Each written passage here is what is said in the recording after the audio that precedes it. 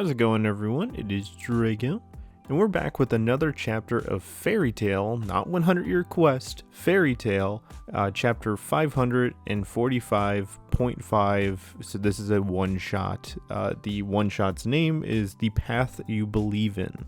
So starting off this one-shot, we get a color page with Natsu and Happy at the request board looking at the flyer for the 100 Year Quest, which I absolutely love their confidence. Like Happy and Natsu were saying, yeah, it's finally time for the 100 Year Quest. Let's go do it, buddy. Which takes us into the actual cover page for this chapter, which has Natsu and the rest of the team on the cover.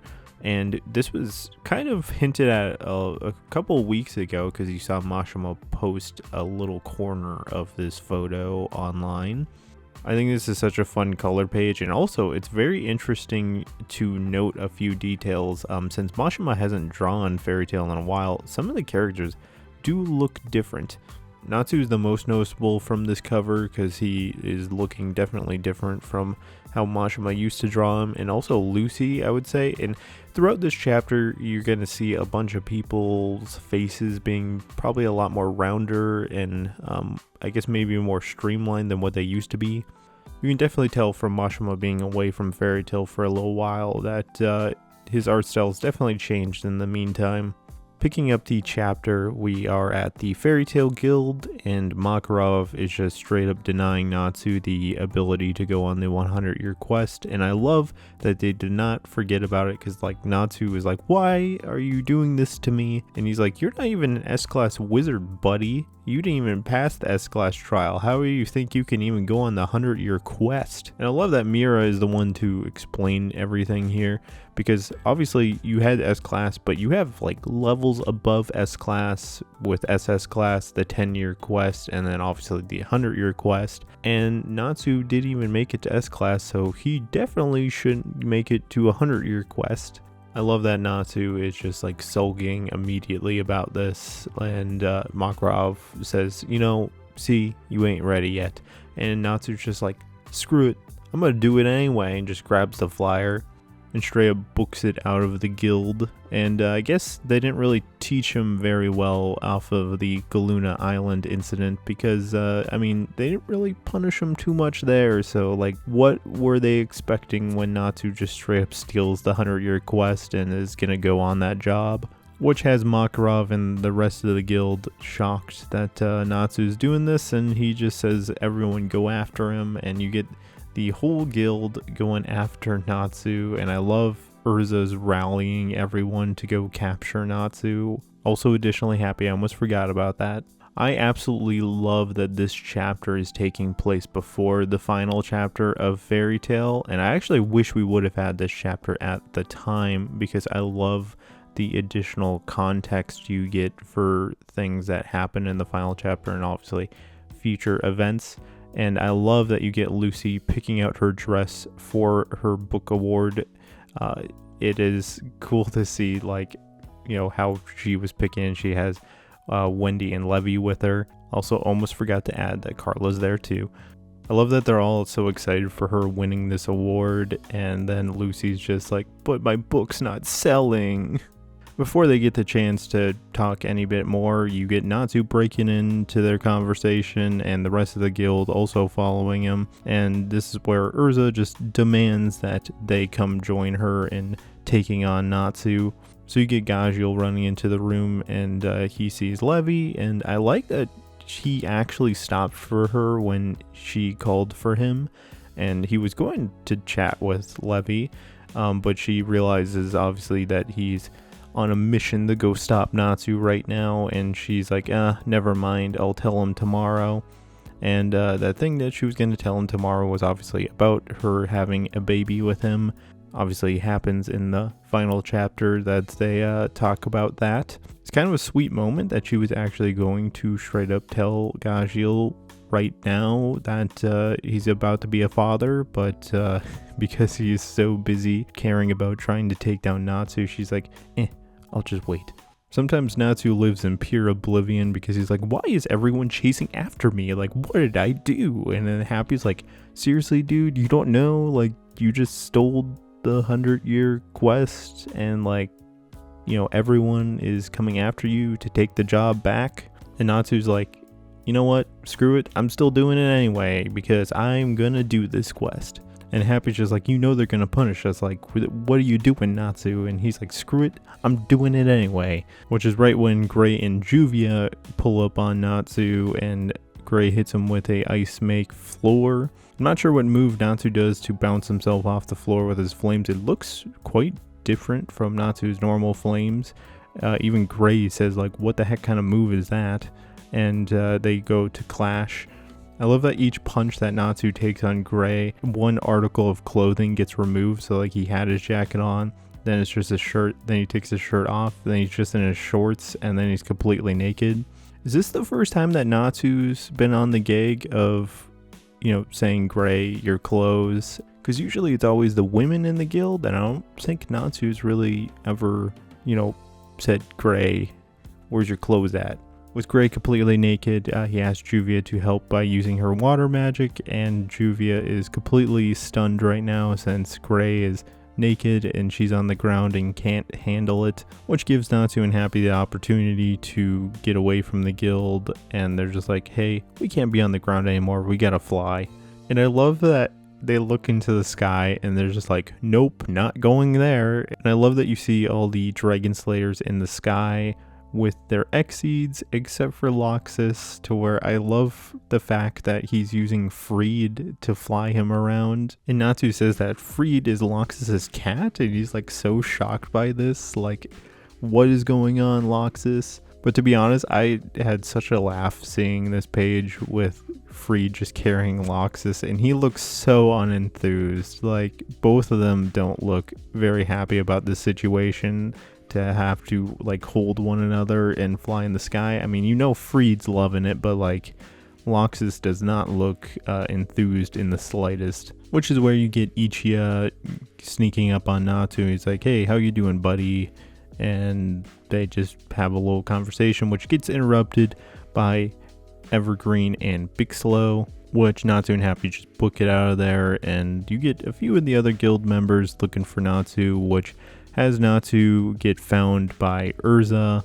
And I love that they immediately know they're like in deep trouble the second she's looking at him with that stare, and you can see that they're like crying inside practically, like, no, Urza found us. But Natsu was playing freaking dirty here, man, because he's like, oh, Urza, look, there's like Jalal, he's right behind you. You get the most cursed image of Ichiya dressed up as Jalal, which Urza is not going to stand for because she immediately kicks him Team Rocket style. But that gives Natsu and Happy the perfect opportunity to just book it out of there. A few things when they're running away. I love that they're going by the little channel that has the guys like rowing the boat, and they talk to Natsu this time because usually it's always them talking to Lucy. And they just straight up decide to go break into Lucy's house, and they'll hide there for a while, and that will totally have them not get found. I love that Lucy just immediately knows, what trouble did you two get into this time?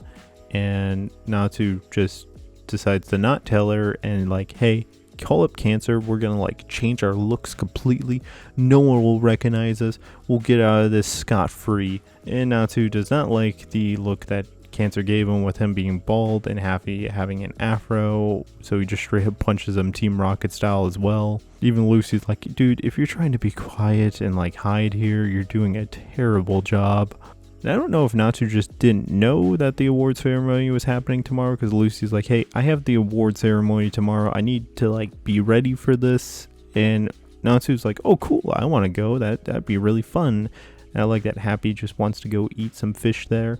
She has to give Natsu the dress code for the event. And before they even get a chance to talk about the award ceremony anymore, you get Urza sneaking in there, finding them, and they just straight up book it out of there once again. And I like that Lucy just kind of smiling as they're leaving and saying that they're always such a nuisance. So as Natsu and Happy are running away, once again, they get found by Wendy, and Wendy just has zero chill on trying to take them out. She goes full Dragon Force immediately, and like Happy and Natsu are just like, what the heck, Wendy, like calm her down, we don't need you to be in Dragon Force. And she just straight up destroys a whole like town block, and she's like, oh gosh, I went like really overboard. And like Natsu's bad habits are rubbing off on me. I absolutely love that we go back to Natsu and Happy's house. Like, you don't get it very often. You get it in some of the OVAs.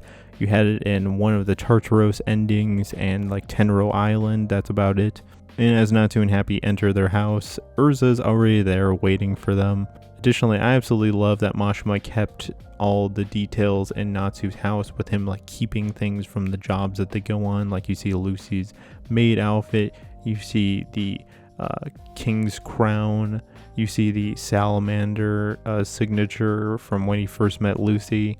I mean, he still has his house an absolute mess, but I absolutely love that you get like the little Easter eggs about Natsu's house, and I like that he actually is so sentimental, even though he doesn't really want to seem that way. So as Natsu and Happy try and book it out of their house, they get met with an enchantment, which had been set by Freed, so they're absolutely trapped there now. And since Natsu's stuck there, he's forced to talk it out with Urza, and she's like, "What are you doing, Natsu? You think you can just break the guild's rules?" And he's like, "Hey, I decided I wanted to do the 100-year quest, and like, I made up my mind that I wanted to do it, so I'm gonna do it." And Urza's just like, "Hey, you can't do that. Like, you're gonna probably die if you just do it yourself." And he's like, "Yes, I can. We won't know until we try it."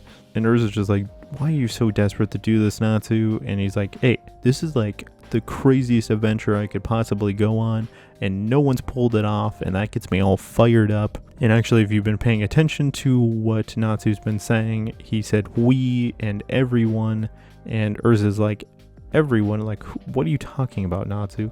He doesn't want to go on it just him and Happy. He wants also Urza, Gray, Wendy, Carla, and Lucy to go on it. And I like that the second that he brings Urza into it, she actually lightens up a bit. And I actually really love Natsu's reasoning for wanting to go on this quest, because he's like, "Gramps told us to follow the path we believe in, and I believe this quest will make us all stronger." Which actually, this whole conversation has been telepathy transferred via Warren, so actually Makarov's able to hear this, which has a skip forward to the next night after the award ceremony, which I love. You get Natsu carrying Lucy home, and you get the rest of the group with them as well, saying, "Oh man, Lucy, she really overdid it." And you get another great "your clothes" gag with Wendy. And Happy is just straight up evil, because he says he's gonna make Lucy's award shine by, obviously him scratching it, which he had already planned it out, that evil little cat.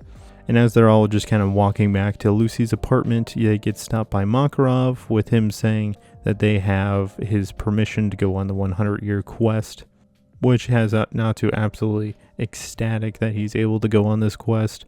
But Makarov gives them one condition, that they have to follow the path they believe in as far as they can, and then come home safe whatever they do. And the final page of this chapter is Natsu saying that he's all fired up to go on the 100-year quest, and basically picks up exactly where the original manga ended. And with that, it is the end of this chapter, so my thoughts. I absolutely loved this chapter. I thought it was so fun.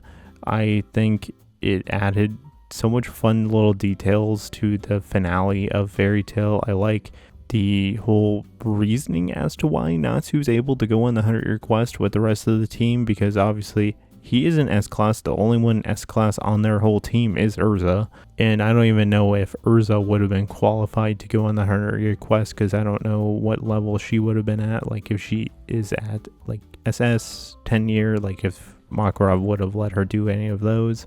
But I like that, it shows how he's able to go on it. I think it's cool. I love the additional things with like Lucy and Levy. I like that she was picking out her dress for the award ceremony. That was super fun. And there was just so many Easter eggs, so many callbacks to things. Obviously, you get the Gray being naked gag, Natsu breaking into Lucy's apartment, the Easter eggs in Natsu's house. That is such fun little memories of the series.